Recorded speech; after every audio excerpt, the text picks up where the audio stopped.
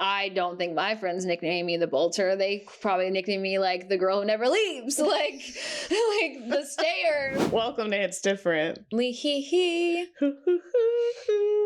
I'm Ryan, and that's Molly. Today we're celebrating our 50th episode. Oh, there's balloons. We got balloons. For anyone who's watching on video, if you're listening, just know that some balloons flew across the screen. We're celebrating our 50th episode, and with our 50th episode, we are finally giving you the update that we've been teasing for a while now, which is Ryan's Tay Therapy update post-move out. We have a lot to catch you guys up on, so make sure you're subscribed to us on YouTube or following us wherever you're listening to this podcast so you don't miss any potential future updates and other Tay Therapy episodes that involve your submissions. And if you'd like to give us some extra support, you can join our Patreon or our YouTube memberships where we post some extra content like the funny bloopers from us doing this intro together in the same room. The info for that will be linked to in the description of this episode. For those of you who don't know about Tay Therapy, it's basically something we started a few months ago when I was going through my own personal stuff and just realizing on a daily basis how much Taylor's music helped me get through it. It's like I already knew that, obviously being a Taylor fan, but when you're going through something, it's like you really gravitate towards it so much more, less of a casual listener and like more intentional. And I wanted to share how like so many of her songs have helped me through my own stuff. Next time we'll be talking about y'all submissions and songs that you guys really relate to and that have really helped. And I think the really cool thing about Tay Therapy so far is hearing all of your stories has been how we all just interpret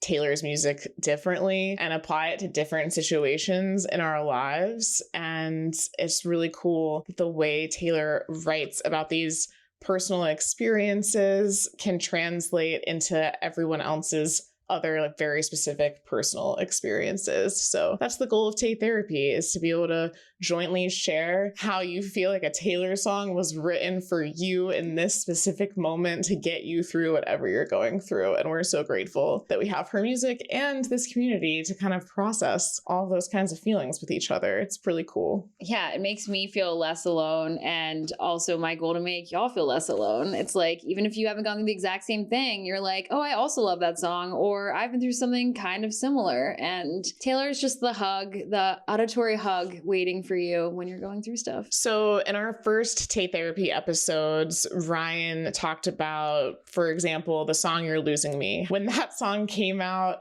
and for the year and a half after, it really kind of helped her process some of the feelings she was going through, deciding if she was going to stay with her current partner, if their relationship was over or not. And that's kind of where we left you guys with Ryan's personal Tay Therapy updates. That was back in the fall. We'll link to those episodes below if you want to go back and hear more about how Ryan was feeling fresh off the breakup. And fast forward to now, we're in March and Ryan is moving out. She has moved out officially. She moved out yesterday. 24 hours ago, Yes. as of this episode, or as of this episode recording, literally. Want to be really in the moment with this.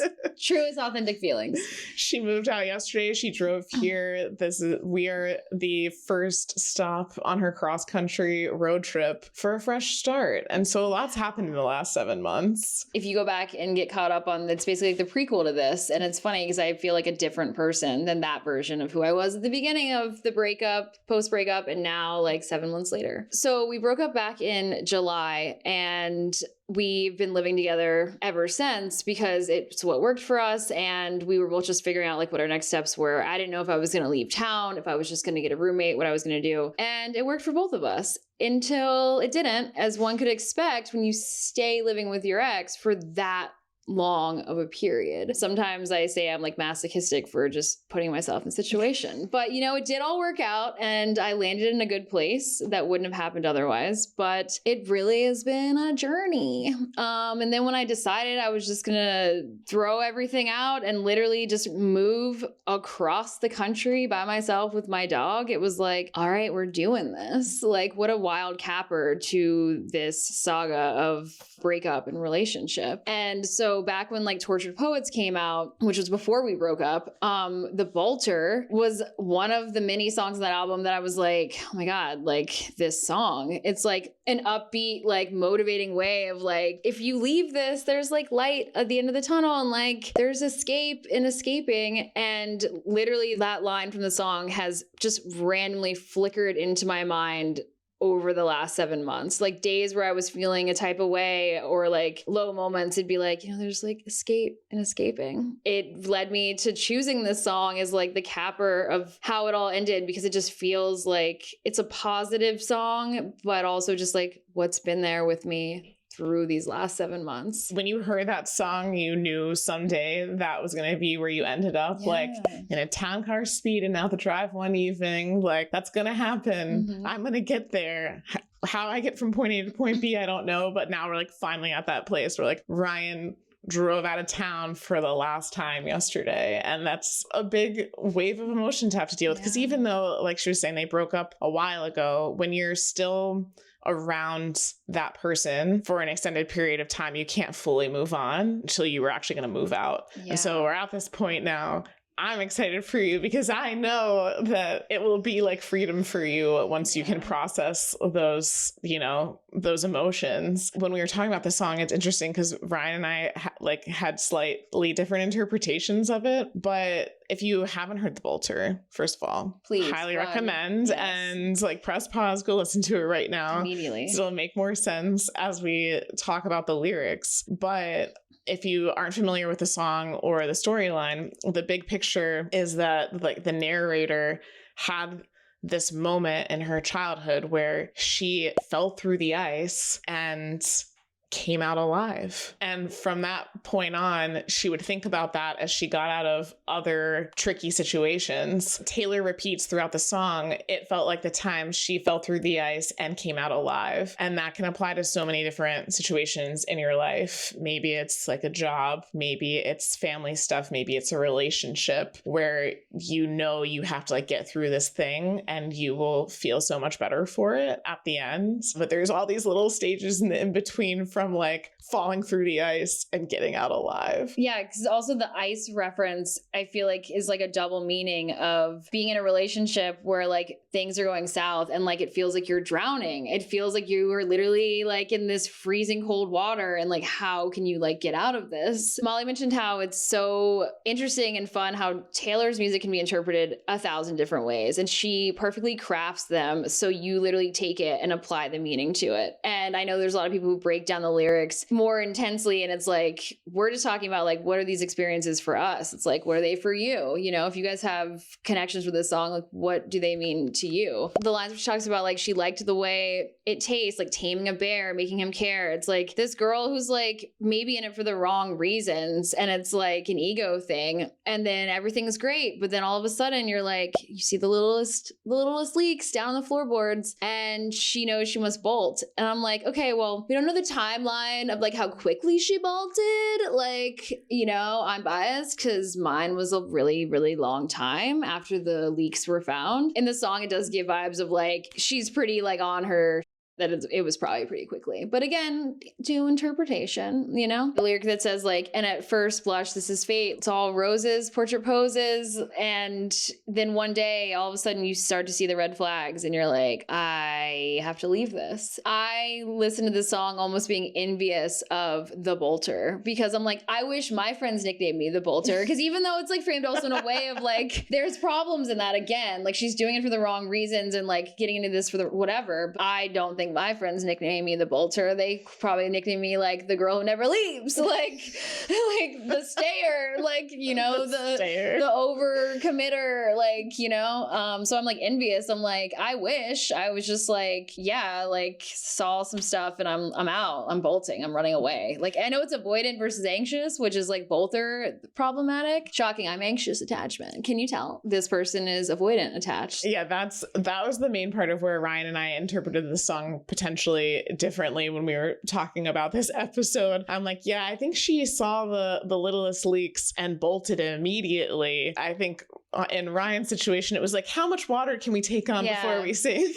We're like almost underwater, but like I'm still alive and I'm still breathing. And, you know, it's like, that's why like the You're Losing Me, I felt that more because I'm like, oh, I know what it's like to go down with this ship. You know, I'm like, I'm too committed and like too in it that, the Bolter is an enviable character in my mind. And that's why this song probably like held so much hope for you and why it was like a light at the end of the tunnel, because you had to get through the You're Losing Me and the So Long London and things like that to get to this point, to get to the fresh out the slammer. Like that'll come eventually in due time, but you have to be able to like find that courage to bolt. There could for sure be the flip side of this song, like you were saying, of maybe you shouldn't bolt at the first sign of a leak. Right. You know, that Ryan and I were having all of these like in-depth like therapy talks about the song in general. Neither side of the coin is good. Maybe you should give things a chance and try and work through it instead of bolting, but also at a certain point, like when do you know you need to leave? And that's why the range of Taylor's music gives you like all those different sides of the spectrum. And we're getting you to the Bolter. Like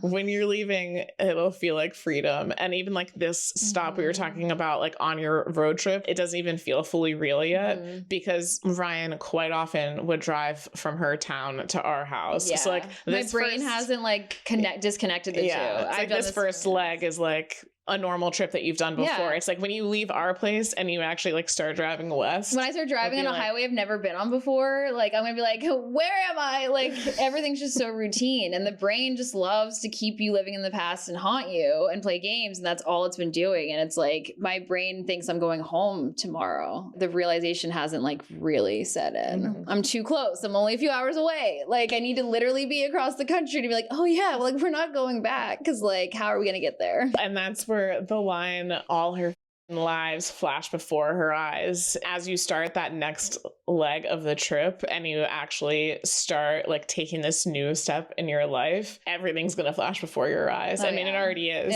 but it'll be even more real of like, all right, we're leaving all of this behind. Dear Readers, another song, we're not gonna deep dive into it right now, but another song Ryan's really been resonating with lately, of burn all the files, desert all your past lives. If you don't recognize yourself, that means you did it right. It's time to move on. Yeah, I've definitely been having like the flashes, because like also seeing it in a way of, okay, we got out of this, and like all of a sudden like all of your past exes, at least for me, or like things that I've been through that were hard pop up, and I'm trying to like find moments to give myself grace and also find like the little victories in this process of like, wow, like you're doing the thing, like you are moving alone across country, like to a place that you've been but like don't know very well, and like you're doing it. Let's give ourselves some grace instead of punishing myself for like allowing it to happen in the first place, which I do a lot of like, okay, great, well it happened, we learned a lot, and I wouldn't be here if it hadn't happened. So unfortunately I needed to go through all of that to get here, but we are at least finally here. We are here, we made it. I came out alive after being in the ice for like, you know, like defrosted. She's defrosting. I'm still defrosting. And then, of course, there's the bridge, which, you know, in any Taylor song is always iconic and resonates. She says, like, she's been many places with men of many faces. And it's like, yep, done that. Like, I have all these past lives, all these experiences that I've endured. And, like, here I am now. And like all those situations started out really fun. And then you're like, but none of this is changing. And again, that's where the character seems like, oh, none of it's changing. The chariot's waiting. Hearts are hers for the breaking.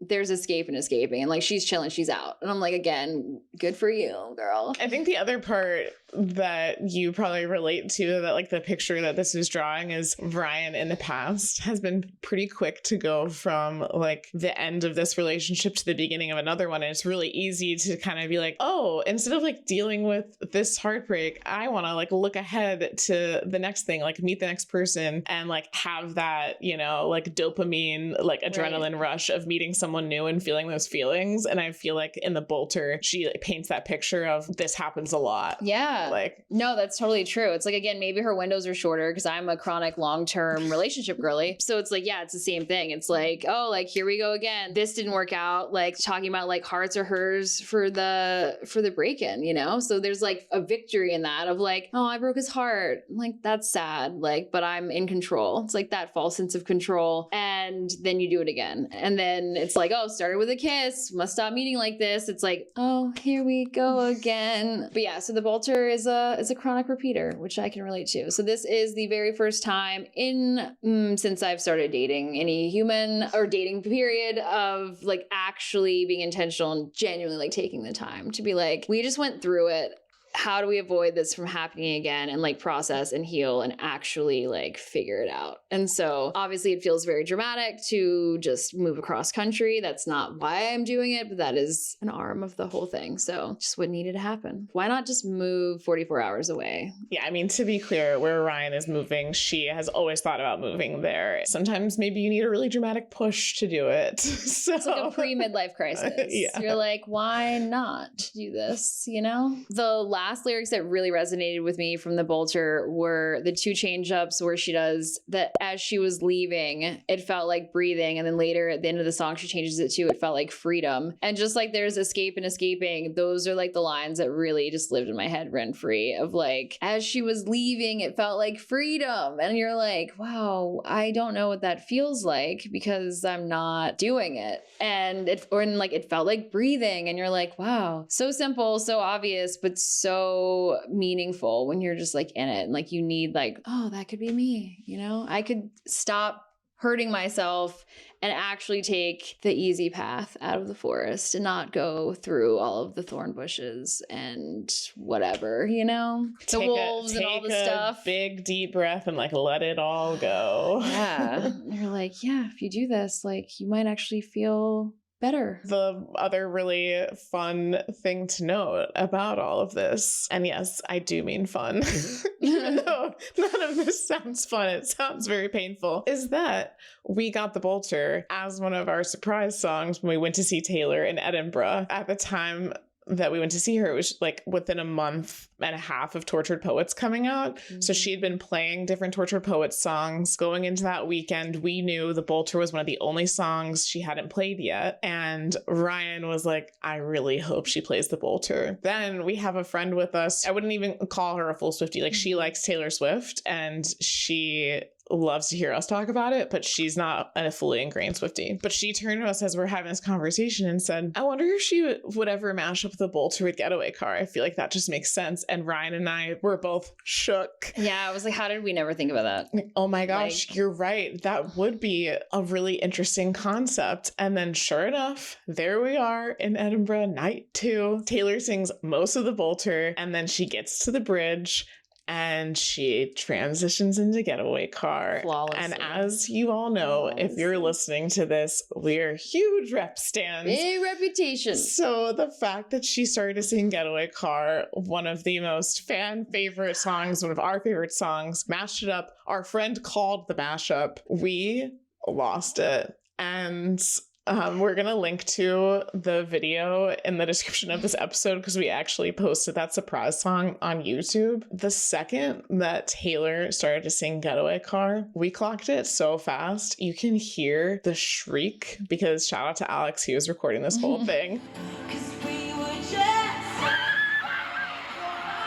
The point of this story is just that with the surprise songs, Ryan and I always had this theory for the shows that we got to go to that like Taylor knew what we needed to hear. And you know, almost a year ago, you got this song that you really connected to. You got it as a surprise song. It was the first time it ever got played. And then it got mashed up with Getaway Car. And that's what you're doing. You're getting in your Getaway Car and you're going on your new adventure. Yeah. Which, fun related side note, I've been like thinking about like what I was gonna listen to, like, cause I have so long to drive. I'm like, okay, which albums of Taylor's am I gonna listen to in what order? And even though I've been holding off on listening to reputation because of the unspoken rule that we have. I have whatever of like, Rep TV is around the corner. Maybe I don't listen to it. So when it comes out, it's like I've been deprived of it. And I was like, you know what? I earned this. This is like my gift to myself. The first album I'm going to listen to as I'm leaving here tomorrow will be Reputation. You didn't get Rep TV. So like, why deprive yourself? You still have Reputation. You earned it. Just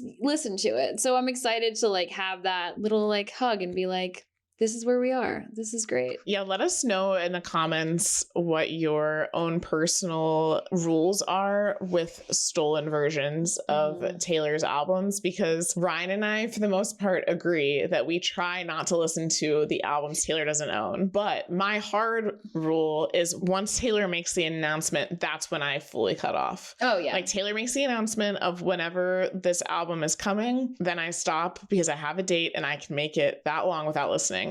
But right now, we don't have a date. I try not to listen to it as much as I can, but there are just times that like you need Reputation. You need it, yeah. And actually this week I also circled back to Debut. There are songs on it that I told Ryan after we record this, I have a couple of songs from her that I know she doesn't listen to very often that I think will help her on her healing journey. My point is, let us know in the comments if you've listened to Debut or Rep at all, or how you handle the past re-records, or are you just like, why are you guys making up rules? Listen to what you want to listen to. Because we're problematic.